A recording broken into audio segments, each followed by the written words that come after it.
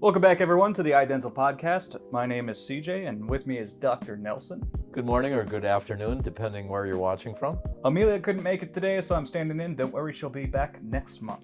We have a couple of interesting things for you guys today. Largely, it's going to be whitening based as far as dental practices go. And our first question that is submitted is, actually I should just go into, we are iDental, located in Racine, Wisconsin. I should actually look this up. I don't know what size of Medicaid facility we are compared to others, but I know we're pretty big. Depending how you count full-time and part-time, we have 11 doctors. That's quite a few. How many hygienists? I would say 4. 4 hygienists. Right. So we've got a lot of staff. And it's like, what, 35 operatories? Something like that, depending how you count. Not even the basement? Yes. That you guys are expanding into? Yes. Okay, so part of iDental was founded by Vic Vasudeva, and he got, I don't know the name of the program, and I probably should, especially when I do these breakdowns. It's a Wisconsin program that basically helps bring Medicaid to the community, Medicaid services. So the first question, doctor, is, are whitening strips safe? They totally are.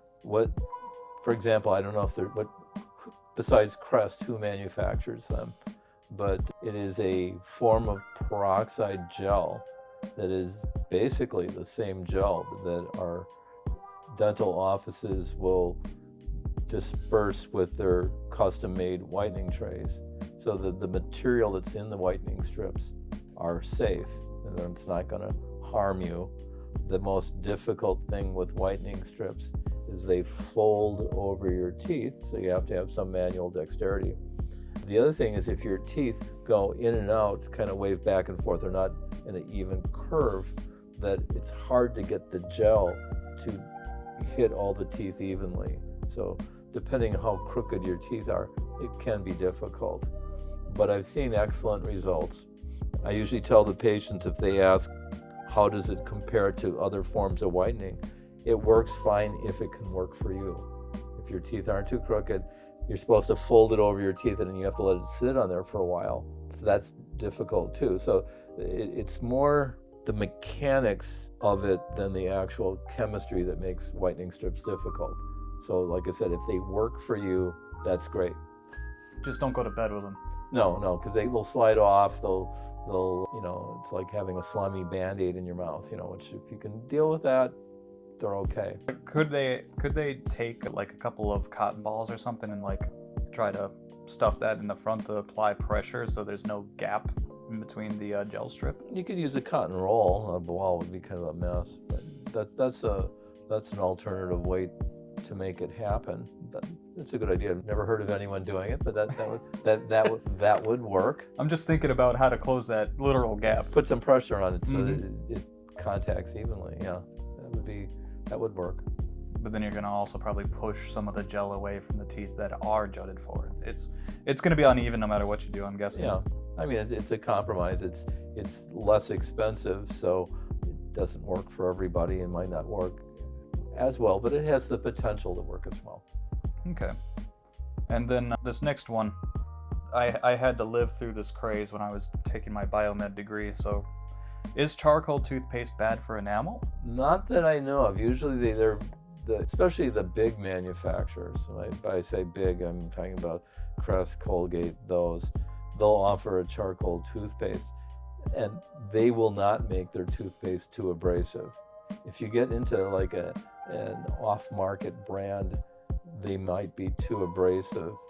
For some of the people that are old enough, like my age, they may remember back in the day, I'm talking maybe the late 60s, there used to be a commercial. In fact, some of the comedians would actually mock the commercial. It was for Topol tooth polish. And it was so abrasive that you might as well be brushing with Comet or Banami. But it was during the commercial, the actor would hold up a napkin and then take a drag on a cigarette and blow onto it, and it would make a brown ring on the napkin or on the handkerchief. And he would show you the brown on the neck, and then he'd say you should use Topol tooth polish to whiten your teeth if you smoke. And the comedian joked like, "Oh my God, what about your lungs?" Right. But that was the joke on that. But definitely that was too abrasive. But any of the major manufacturers, the charcoal, toothpaste won't be too abrasive. So it's a matter of if you think it's beneficial. I mean, activated charcoal's been around forever. If it was that universally good for us, you would have thought they would have been incorporating it in products like, oh, I got charcoal soap, and you go take a shower and the bar is black, or black toothpaste, or whatever. If it was that beneficial, you think 20 years ago they would have been marketing it. But I think it's just they're looking for an extra niche somewhere. So if you like it, use it. It's not going to hurt you. If you find it beneficial, but I don't think it's universally beneficial. I think the main thing is, just as you said, it's the charcoal itself is extremely abrasive. If it was just the powder, it's the same reason why you're not supposed to just take baking soda and rub them on. Yeah, well, like I said, the big ones will make sure that the particle size is small enough, because the last thing that Crest or Colgate wants is a lawsuit saying that a person's They got enamel paint swirls, or that they got their enamel worn down because the toothpaste was too abrasive and they weren't warned, and now they have a lawsuit to get all their teeth capped, and and it's class action.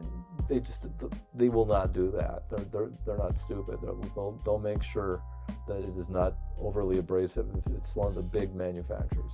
Okay. So that's if you're gonna look for something safe. Just if it's Crest, Colgate, Sensodyne, I mean, big companies with a lot of lab tests, a lot of equipment, making sure that they'll run abrasive tests where they'll have machines walking and moving around, and they'll measure the wear, and they'll do all kinds of stuff. They will not release a product that's going to hurt you. Good. And they'll put things in that are obnoxious, like sodium lauryl sulfate, which I don't like, but they won't make it too abrasive. Okay. I don't know if we even touched on that. We can try to postmark that for a different episode. Okay. Can I over-whiten my teeth? Definitely. If you whiten your teeth too much, what happens is they lose some of their opacity, so your teeth become whiter, but they become more and more translucent. Some people even joke about it, calling it Bluetooth, because it almost gets a bluish white tinge with the translucency. You can see right through the teeth, and they look almost bluish white. Yes, you can whiten them too much. It won't necessarily, if someone says, will it ruin the functionality, make it weak? Probably to some extent, but that's not the biggest thing. The biggest thing is if you go too far, you'll get a result you don't like, and you won't be able to turn it back. Oh, once it's once you become like that translucent, once you lose a lot of the translucency, it's not like now I can put opaquing solution and make it go back the other way. But that's interesting. So does it diminish over time? I imagine it would, just like whitening does. So the function behind it, what makes it translucent? Is it It has to be changing the dentin underneath, and what it's doing is it's a peroxide, so it's oxygenating the enamel. One of the things that was noticed when they first started doing whitening is once you whitened your teeth, they will slide back, but if you whiten it a second time, it'll come back a lot more quickly than the first time. Oh, like a benchmark. Yeah. Well, almost like I used to tell people, if you've been out all summer and you got a nice tan, and then it's January and there's a wedding and the wife wants to wear a sleeveless dress, so she goes to a tanning booth, because she was tan during the summer, it comes back real quick, because in that case, the melanin was active before and it reactivates quickly. In a similar fashion, once you oxygenate the enamel and you whiten it, it comes back quicker the second time. Okay, that makes a bit of sense to me. They'll do a touch-up. In fact, they even call little kits that they sell to the dentist, the syringes for tray whitening. They'll have a series for them to use, and then they'll sell little smaller, like 1 syringe or 2 syringe, they call it touch-up syringes. Oh. Because that way, if you already whiten your teeth, you just need to touch them up. So we kind of offered something like that here. I don't even know if they're still doing these kits. It was like a whitening pen, and it was, as far as I know, after whitening here, you were given that stick to just touch it up. Mm-hmm. Yeah, that's how my whitening here went. Yeah. And then we got another one. What's the difference between in-office and at-home whitening? Which I think we kind of covered a little bit, and we do actually have a whole YouTube video for, which I can link for everyone. But if you'd like to kind of give us a summary.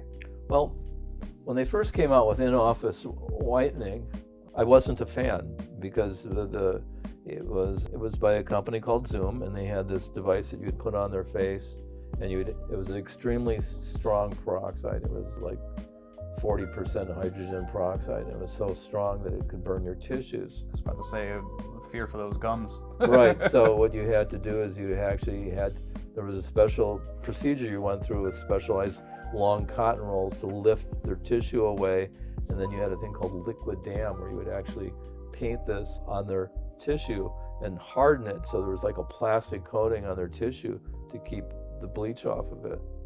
And then you'd put the bleach on their teeth, and then you'd put the light on to further activate it. What I was originally opposed to it is it was marketed as being better than home whitening, and it wasn't. It was the same as home whitening.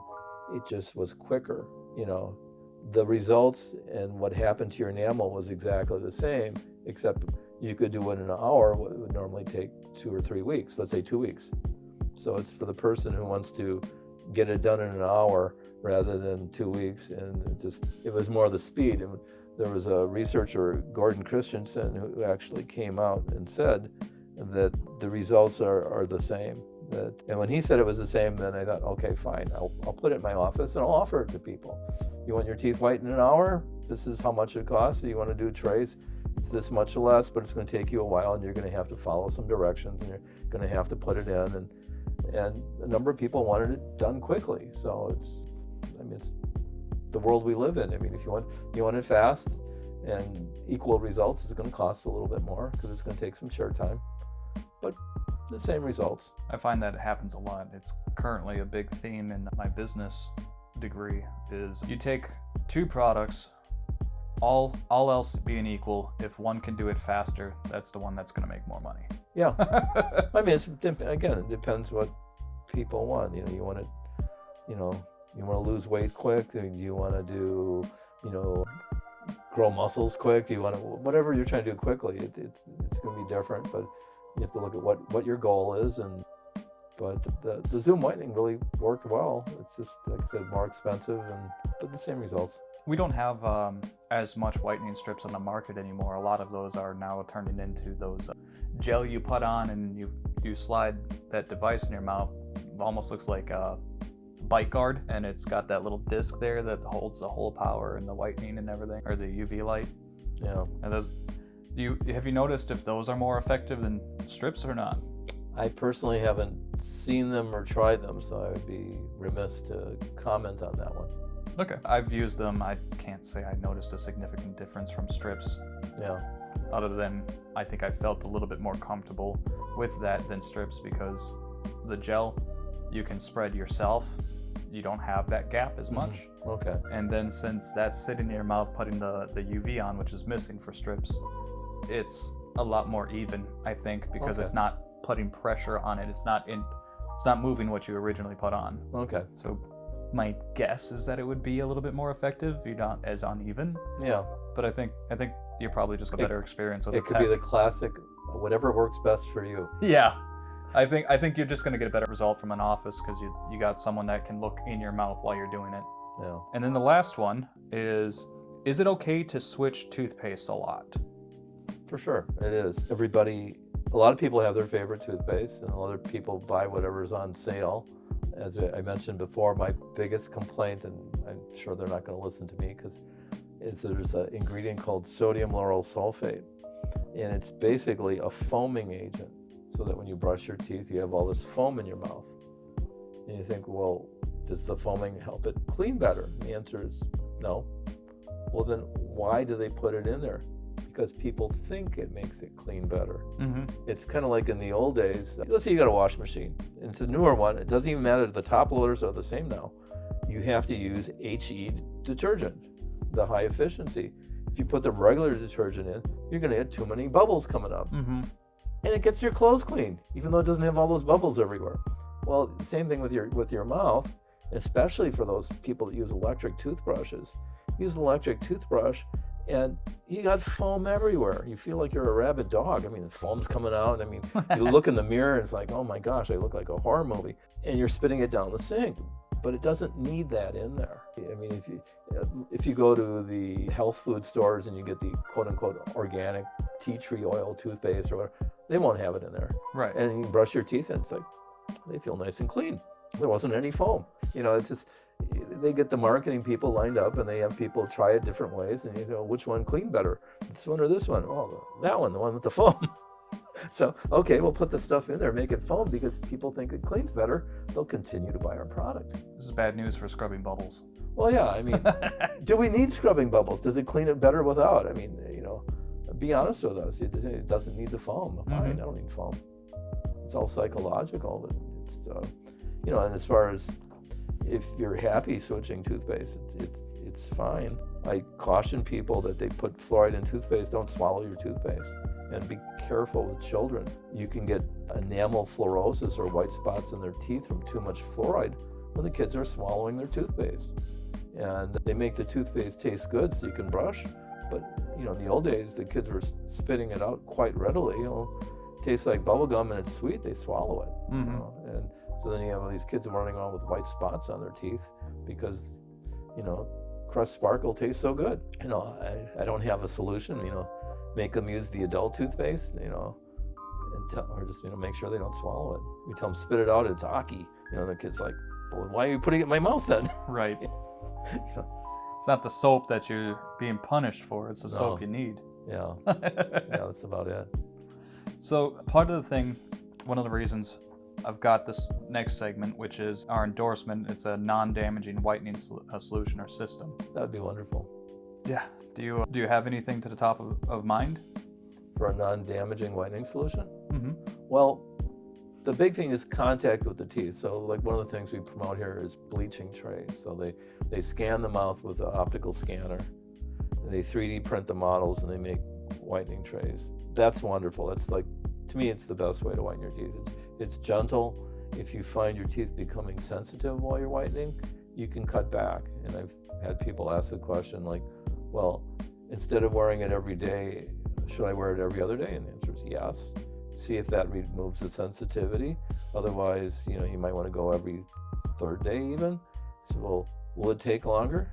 Well, yeah, twice or three times as long, but you'll still get to your journey. It's like if you're running down the street and you stop running and you start walking, well, you still get to your journey. Yes, but you'll just be walking instead of running. I mean, it's fine. You know, and the other thing with the whitening solutions is you can, if one solution is too strong and they want to cut back from, let's say, an 18% to a 12% or 10%, whatever, you can still use the whitening trays for that. Or if I think we mentioned MI paste before, they could put MI paste in there for recalcifying enamel. You could use the trays for that. Oh, you know, there's multiple purposes for those whitening trays. We have them here. Yeah, we make them. I'll have to take a look at them so I can produce an image for the viewers. Yeah, it's really nice on a 3D printed model. I mean, and with the 3D printed model, you don't have to get all the goo in your mouth. And if your teeth are sensitive, the alginate, even at room temperature, might be a little sensitive taking that impression. So with the scan, it's not sensitive at all. So what about the toothpaste switching to kind of add to this system? Would you advise like a once a week whitening toothpaste and then have like a densifying toothpaste? The whitening toothpaste, they usually just put some peroxide in there. It's always a chemistry battle when they do their abrasives. Many years ago, I had a Crest rep come in. It was over 25 years ago. It was when Crest came out with a new toothpaste. And I asked the rep about it, and he said, the way he described it is, when they have Consumer Reports will run tests of kitchen cleansers, and typically near the top is Banami. Now, most people who've spent some time in their kitchen will notice if they use Comet, it'll actually create fine little scratches in like their stainless steel top or whatever. But Banami doesn't, and Banami says it's even safe for fiberglass. It won't scratch it. But in the Consumer Report test, it'll beat Comet. You say, well, if one's more abrasive, why doesn't it clean better? Well, the Crest rep said, it's the quality of the abrasive. So I don't know if it's how many little rough spots there are, and the quantity and quality of the abrasive. And that's what they would change in the toothpaste to make the quality and the quantity go up, and how abrasive it is actually go down. Very much like the Banami versus Comet battle. So what I'm understanding is that you could take someone, they could do the whitening toothpaste every single day with no issue, and then you could take the same kind of someone and they would have sensitivity and need to switch off of the... Well, sensitivity, I usually recommend the Sensodyne Rapid Relief, like I said, personal experience with it. My wife's a big fan of Sensodyne, and we always have a lot of it in our house. And I was eating 2 mandarin oranges daily, and my teeth became sensitive from that, just from the acids in the orange on the dental surfaces of my roots. So I was like, oh, those are sensitive. And I said to my wife, I said, do you have any Sensodyne? And of course I knew the answer was yes, but I had to ask anyway.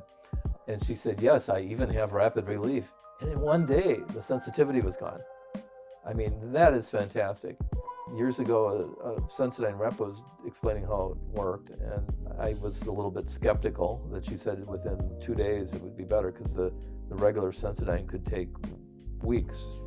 It's kind of, and like many things, if we have an immediate result, we have the enthusiasm of how good it works. I mean, like, even if you use weight loss, for example, most weight loss programs try to get a big loss on the front end. You know, granted, some of it's coming out of glycogen stores in your muscles, and you'll see a quicker drop when, say, you stop eating carbs. You're going to see a quick drop right away, and then after that it'll be gradual. But a lot of times that quick drop is where you get your enthusiasm. And the same thing with the products. If you can get a quick results, I mean, you know, beat your chest saying I love Sensodyne, but it does work quickly, and it's a great product. And so if you used it, do you have to use Sensodyne all your life? No, you could just go back to whatever you're happy with, and then if the sensitivity comes back, and then just switch back again.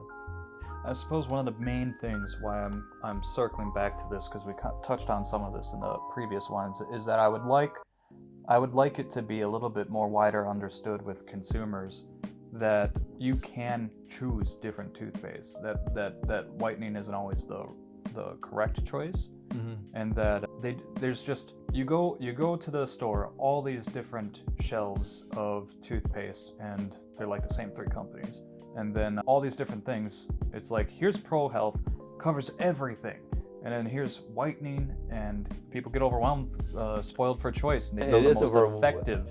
It is overwhelming. In fact, I think they give you too many choices. I mean, it's...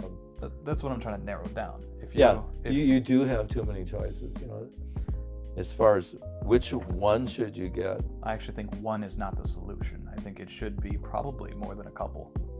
Well, like the Pro Enamel, they all make Pro Enamels. What they do is they put calcium and phosphorus in it, because that's what your body uses to remineralize enamel is the calcium, and then uses phosphorus in part of the process to make new hydroxyapatite crystals on your teeth to re-enamel them. And what you're re-enameling is the areas that have been attacked by acids.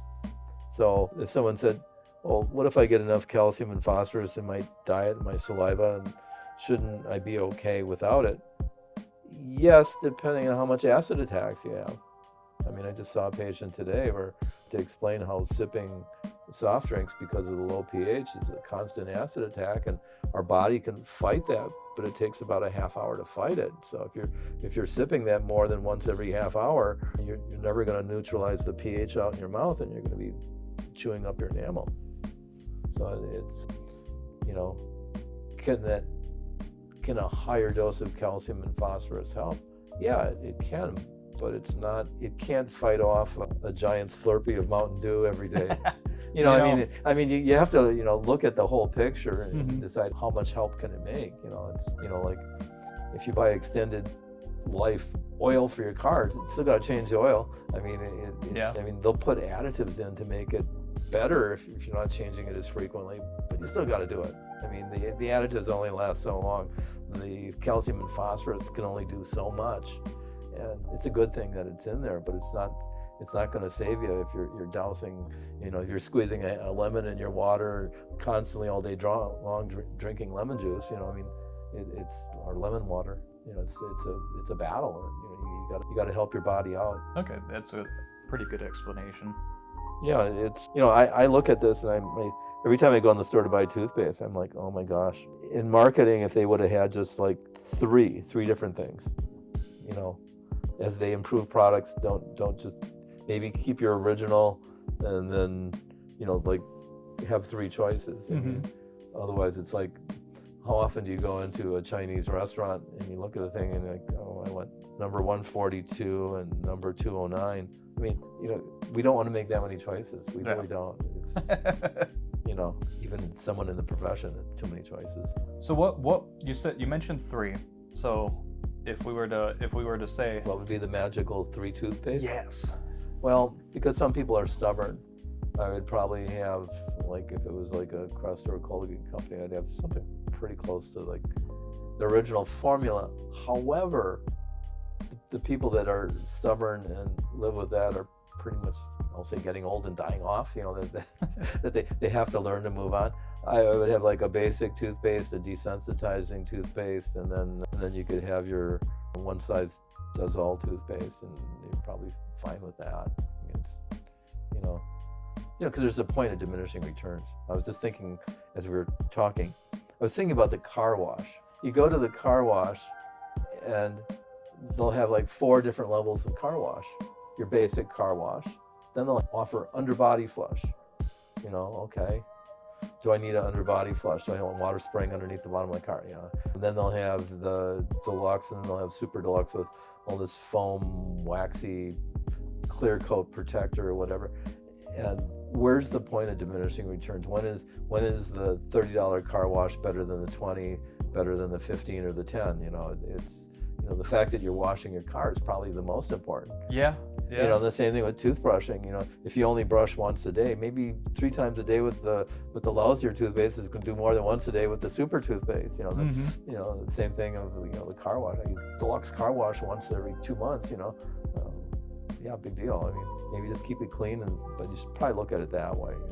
Just the frequency of keeping stuff clean is more important than the actual avoiding the stuff that attacks your teeth, promoting the stuff that's good for it.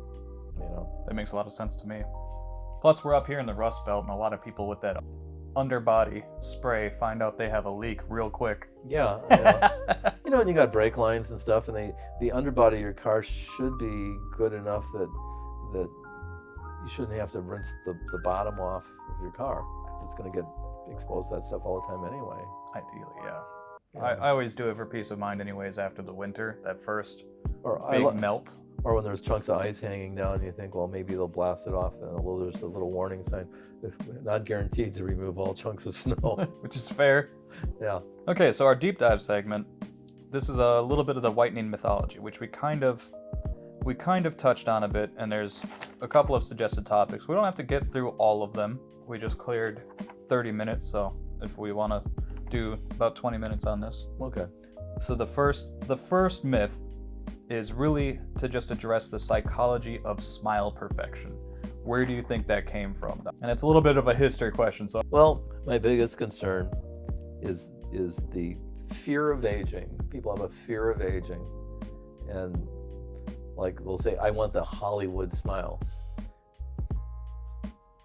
And I had gone to a lecture, it must have been about 3 years ago at Marquette.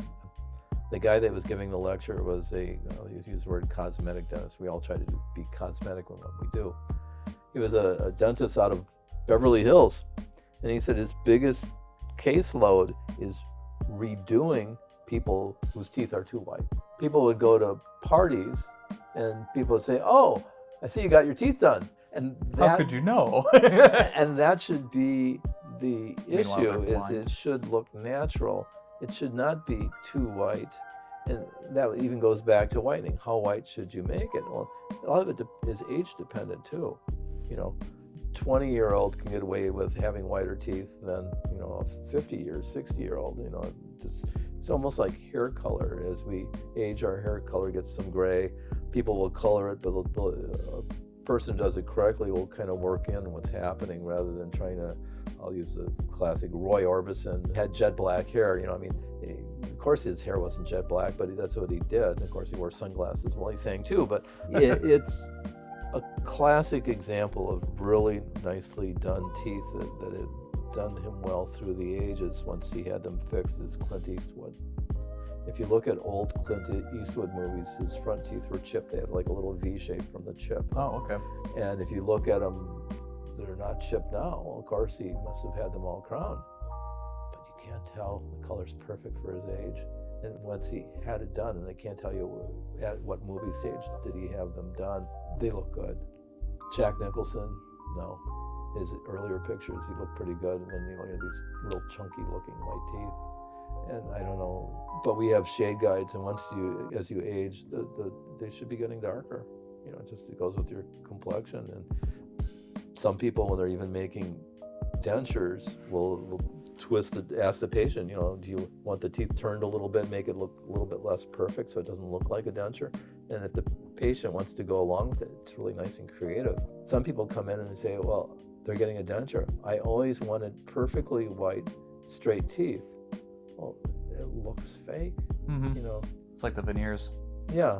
Too white, too big. Yeah, too white, too big, too straight. I mean, not that we're going to praise crooked teeth, but the actress from Dirty Dancing, she had her nose corrected and she lost all her acting jobs because people were used to the imperfections of her face. Made her face look perfect.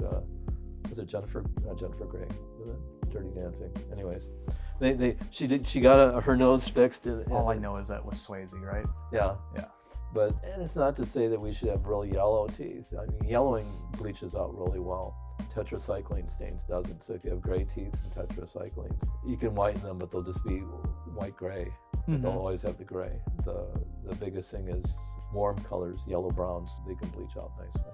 But yeah, to try to have the perfect smell, you want to have it should be a good smell, because that's part of, it's really important. It's nice. It's really nice. I mean, to greet someone and smile and have a nice smell is really good.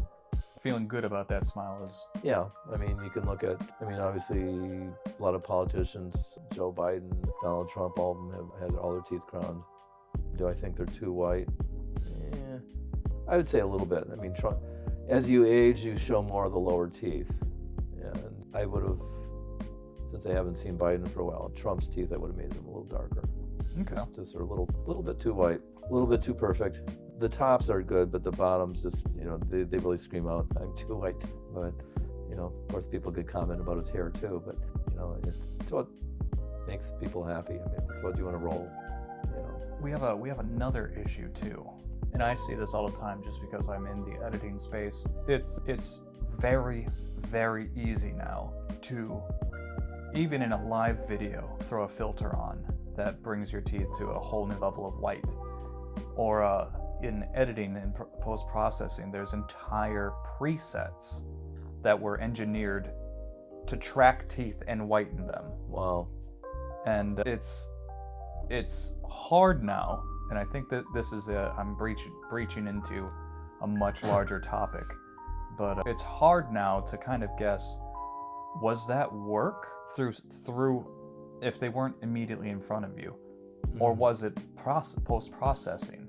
Yeah. And it's changing a lot of people's view, and I think that's partly why we even went into that craze, aside from the fact that I don't know who came up with the idea, but the weekend courses for veneer techs, that's crazy that even popped up. And then we got people that had no background in dentistry coming up and saying that they're veneer techs because they took a weekend course. Yeah. There was a TikToker not too long ago who got arrested on malpractice for making veneers. But she didn't even have a practice. Yeah, she was crazy gluing veneers on people's teeth. Wow. Yeah.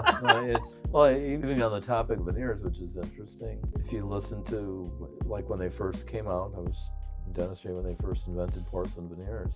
And then the Denmat came out with no prep veneers, which was a big thing. But almost all the endodontists that were honest said no prep, no good, because it was like a speed bump. It was like Lee press-on nails. It was these little things sticking up on your teeth. Right. And it would irritate the tissue. It didn't look good. Get the veneer mouth, as they say. Yeah. No. You want to prep it, but you don't want to over prep it. If you prep through the enamel to the dentin doesn't bond as well as to the enamel. Now, if you say, but there's research showing that it does, the research showed that it actually bonds better to dentin in the laboratory. But in the mouth, what happens is it cycles and it becomes weaker over time. So the bond to enamel doesn't become weaker over time, but the bond to dentin does. What do you think about crazy glue? That bonded pretty well, I imagine. In the worst way possible. Now they do make medical grade cyanoacrylates. But it's a different process. I mean it's a different. I would not want them to do non-medical grade. No, that was the problem, and it was like. And when they're leaking. Thousands of dollars of damage in every single one of her patients that had to be recorrected. Yeah. And obviously she doesn't have the money for it. Yeah. Just not a good idea. I mean, and even the making of veneers is an art. A lot of things are computerized and things will look more stock, but the good technicians will have an eye for it. It's an art. It's like if you had someone painting a portrait of you. And you say, well, I took a class on painting portraits. I mean, a true artist is a true artist, and you can teach people to get up to a certain level, but it takes time. Some people are naturally very artistic and they progress that slope quickly, and other people, it takes a while, and some people can't climb the slope. Yeah, I should say also, just for posterity, that I'm not talking down on veneer techs in general, just that wave of them that caused so much damage from a weekend course that should have had a much stronger background. I don't know if it wasn't that they didn't have requirements before they were allowed into the course. Probably they should have had a background at all, something. Some type of check on it. Yeah, but our next one would be abrasiveness versus chemical bleaching. Abrasiveness just gets off the surface stains. It doesn't really change the color unless there's debris on there. It's extrinsic staining versus intrinsic changes. Extrinsic stains would be just sitting on the surface. I mean, like you have your coffee cup. If you notice, coffee doesn't really stain it much. You rinse it out, and it looks pretty good mostly. Tea, however, you have a cup of tea, you rinse it out, and you look and you see this brown ring in there. It's not into the porcelain of the cup, but it's on the surface. And no, don't do this at home. I mean, you can do it on your cup, but make sure that you're careful of your plumbing. Bleach, like Clorox bleach, will just take that tea stain right out because it's chemically changing the surface. The stain stuff. Or we mentioned Banami, you can take a little bit of cleanser and it wipes that off nicely. The abrasive, that's on the surface. You're not changing. When you get done, your coffee cup looks the same as it originally did. It didn't whiten your coffee cup.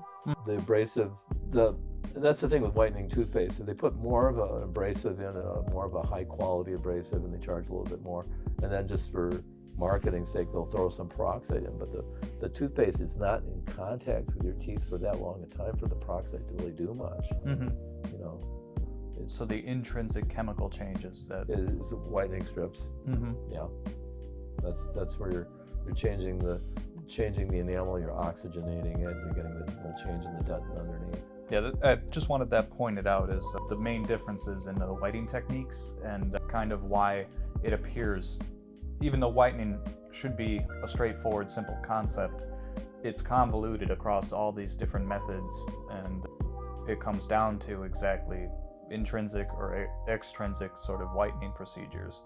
And the real one would be more internal. Anything else is just kind of cleaning it, right? Yeah. Well, and of course they have to be clean in order for the white strips to work. You have to have clean teeth. So if you're not brushing your teeth and they're all coated with plaque, and you think, well, I'm gonna put these white strips on top. No. You got to get all the plaque off first. You're not gonna really change how the plaque looks. No. It shouldn't be there anyways. Right. So the next thing is a fair follow-up is the enamel life cycle. You can't be more specific. I mean, like the mineralization cycle. What are you talking about? We'll go there, but I'm also sort of touching across the human lifetime. So how enamel starts with baby teeth and how that functions a little different. Okay. Baby teeth, the enamel is whiter. Like their baby teeth, their primary teeth, their baby teeth will be whiter than their permanent teeth. That's just the way it is. People are born with different colored teeth too. Some people have the enamel's a little bit whiter than other people. That's just is what is. Adult enamel is thicker. So when children get decay in their baby teeth, it'll progress more rapidly. We keep that in mind. That's actually something I didn't know. Yeah, it can go pretty quick. So what might be a small lesion on an adult, same thing on a child's tooth. Not only is the tooth physically smaller, so it can get in there quicker, but the enamel's thinner and it'll progress quicker. So you have to be a little bit more aggressive in your diagnosis. Okay. Which again is why the AI is nice, because it can pick stuff up quicker. I did get that footage from our appointment. Yeah, I've been really happy with the AI. So in adults, enamel's usually 1.5 millimeters thick. Yes, we can wear through it down to the dentin, or if we have acid reflux and you're having the hydrochloric acid or our stomach get on there, it can, really do a job on the enamel. But surprisingly, the organic matter of the dentin isn't nearly affected by the acid like the enamel is. So we might get some of our etchant material on there, but we don't etch dentin. We actually etch enamel when we put tooth-colored fillings in.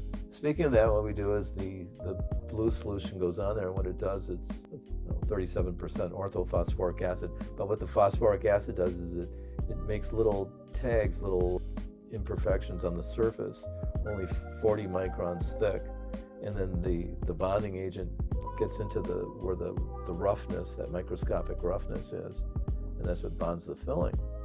But we etch it and we blow air on it and we dry it, it'll have a chalky appearance. Instead of the smooth, shiny tooth, it'll be kind of a frosted, chalky appearance. In 24 hours, that's gone. It'll remineralize just from your saliva. So whatever you etched, 24 hours, it's gone. I didn't even know it was that quick. Yeah, so you see people that are like, oh, are you demineralizing my teeth? No, we're etching the surface. It'll go back in 24 hours. It's all back to the way it was. Sure, we're demineralizing for like 5 minutes. It'll be fine. Yeah. Yeah. No, it's good. That helps lead into the next one. Whitening and its relationship to age, diet, and microbiome. We touched on age and I think diet in possibly another video. The microbiome was something we touched on the last one, and I think I can kind of step in because I think we've covered that at length. I did reach out to a couple of lead researchers for the prebiotics. Mm-hmm. I want to start with researchers rather than going to a company, because a company has marketing and they've got a product and their product's the best. Correct. So let's start with researchers, and if they can give us a suggestion for a product, then we could get in talks with that company and see if we can pilot a study, get a grant or something like that, so we can try and spearhead some of that on the iDental front. To close out the whitening for today, just a definitive, is white equals healthy true? No. I didn't think so. No, I mean, you could have periodontal disease and white teeth. You can have caries and white teeth. It's not a sign of health, but going back to the hair, it's what we expect. If a person has a full head of rich, lustrous hair, we assume that that's a sign of health. Yeah, I don't know when what that's like. Yeah, I know. We assume that's a sign of health. And then if we have the white Hollywood smile, that's a sign of health and youth. But it's not. I mean, it's not. It can be an alteration, just like you could be putting William Shatner from Star Trek has been wearing toupees since the early 1960s. His whole life he's been wearing toupees. So, I mean, it's surprising there's no pictures of him. I was just about to say, I've never known this. Oh, yeah, so that's part of it. And of course, Burt Reynolds too. But Burt I knew. Yeah, but no, Shatner, very much so. Sean Connery. Sean, definitely, yeah. League of Extraordinary Gentlemen, I think it was. Yeah. Full head of hair. Yeah. That man was dome. In the early James Bond movies, he was wearing a toupee.